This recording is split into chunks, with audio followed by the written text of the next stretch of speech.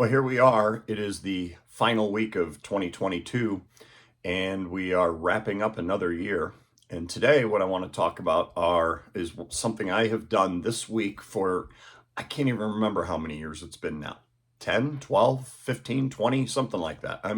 I don't remember when I started doing what I'm about to talk about, but I know it has completely uh, impacted, not altered, maybe altered in some way, but certainly impacted my life.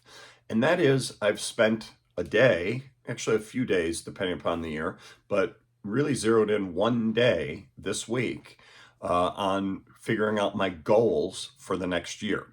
And that has had such a great impact on my productivity. And every person I know who does this, all of the productivity gurus, if you will, out there who talk about doing this, all say the same thing. It is a critical component to their success. And it will be for you too if you will start to do this, if you haven't already. Hopefully, a lot of you are already doing this. But the concept of setting goals is a key component of our success.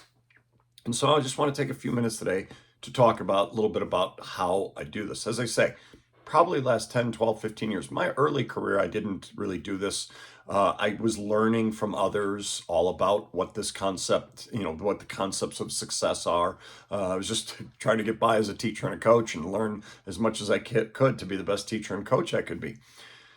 But I also started to realize, well, as a teacher and a coach, I have to have goals each year for my students and for my teams and my athletes. And the more I studied that concept, the more I realized, oh, I'm not alone in this. There are a variety of people who are doing this in all different realms. So this can help me certainly as a teacher and a coach, but it's also going to help me just in life and in accomplishing things that I want to do in life. And it was after I'd been teaching and coaching for many years and had moved here to Montana and then eventually into the state of Washington and now back to Montana. But it was somewhere in that time where I started to really sit down and figure out my goals at the end of one year for the next year. And as I say, it was somewhere in these last 10, 15, 20 years, somewhere in there, where I started to pick a day. And it would be this week, and generally the 28th, 29th, 30th, 31st, right in there, because I wanted to have my goals set before the New Year's Day. Right? There's some years where I was spending New Year's Day and the day after finishing some things up. But the more I've done this, the simpler it's become because I'll use my list from the previous year as a guide. And this is the key to setting your goals now. Look back at what happened this year and see, where did I have success? Where did things go well? And then where did I fall short? Do I need more work? What are some things I need to keep working on that were goals that I had for this year that I just didn't get accomplished? And what are some where I didn't accomplish it and I realize now, yeah, it really shouldn't have been a goal, or it's not nearly as important now as I thought it was, whatever it may be. So this week, and this sitting down on a day this week is a real key. Is it's a day of reflection, a time of reflection. I've been doing this in my head over the course of the last few weeks, knowing that here we go, this Friday, I will be sitting down and really zeroing in on it. And then the second part of it is, and now let's look ahead to the future. Over the last 6 years, 8 years, I've not only done this myself, but I've sat down with my wife and we've both done this together.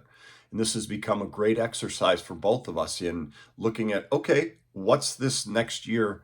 What do we want to accomplish? And she'll have her goals for herself. I'll have mine for myself and me professionally.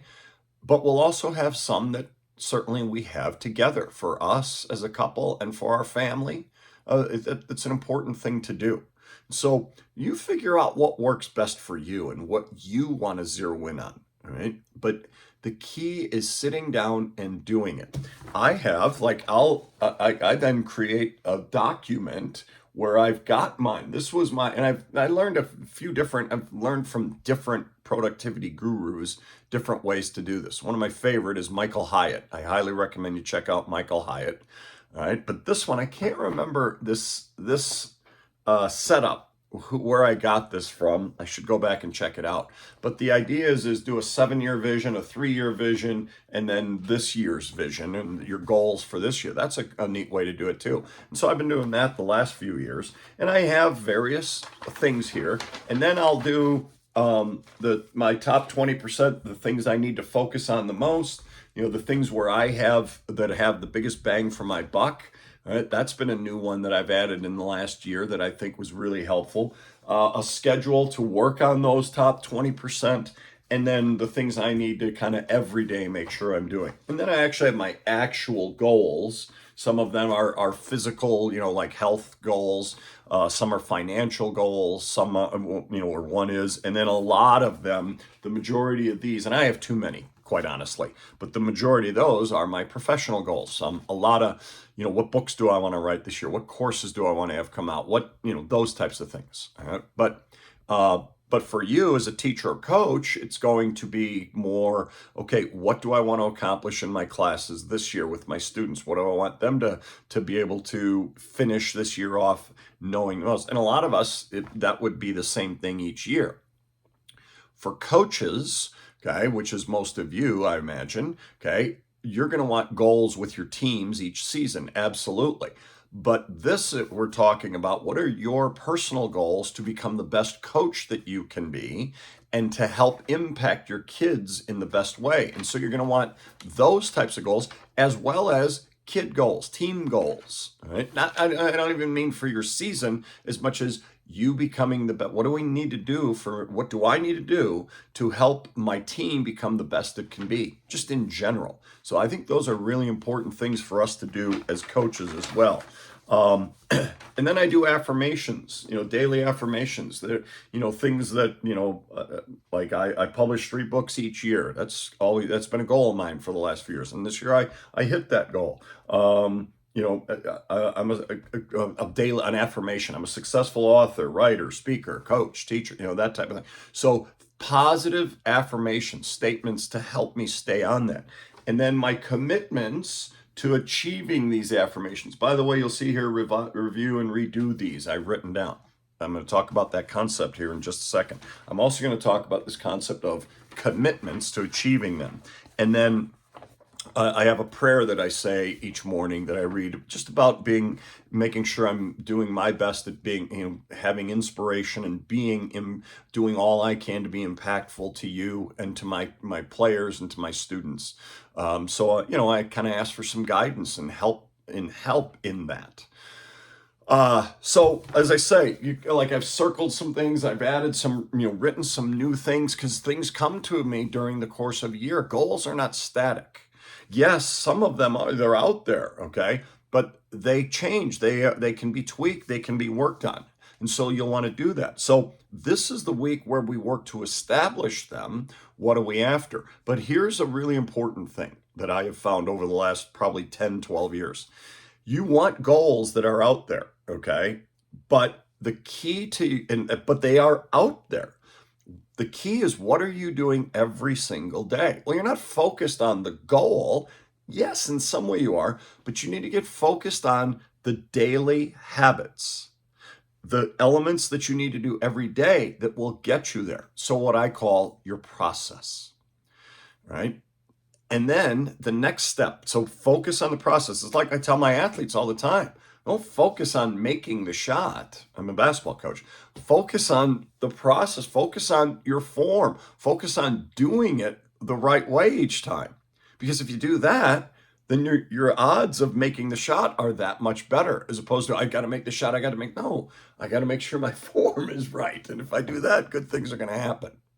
So focus more on your process. Well, for us, that's our daily habits to get to the goals that are down the road. The other thing to focus on, and I learned this from a book called Burn Your Goals. Joshua Medcalf, Jamie Gilbert, I believe, are the authors' names. I may be getting another book mixed up. Anyway, great book that I read. And I did not take their title and the message in it as don't have goals. What I took it as, because they talked about this concept, is yes, you're going to have goals, but focus on your, here's the word, commitment to your goals. What are you committed to do every single day that will get you to the goals? When you focus on your goals, it's too far out there, but you can focus on being committed. Because if you aren't committed to doing certain things each day, the goals are not going to happen. And so that became a huge element of my goal setting and what I started to do with goals. And so, like I say, this is a week where I will sit down, my wife and I will sit down, and we will start working through our goals. And the beauty of it is yeah, I have them here, but they're here because I have them on my computer. And so I'll write them out longhand, and then I'll transfer them, or I'll do them on this page and say, yeah, I need to keep this one going, but oh, that one I achieved, so I don't need that. And I'll figure out, what do I want to accomplish this coming year? But again, let me go back to this concept. Goals are not static. They are fluid. And so understand that you revisit them. I look at this thing every single day. And I look through just to, I'm glancing because I know them, but it'll help me refocus on. And here's the other thing: you focus on maybe 7 to 10, I think is what Michael Hyatt, the guy I mentioned earlier, would talk about. A lot of your productivity gurus will tell you that, but you zero in on 1 or 2 each quarter, or in more, in shorter terms. So you're not thinking about, oh, I can't do all of them at once. So you focus on 1 or 2 at a time. That this is where I get really hyper laser focused. And quite honestly, that's one of my shortfalls, is I'm not as hyper laser focused. As I said, I probably had 15 goals here this year, and it's too many.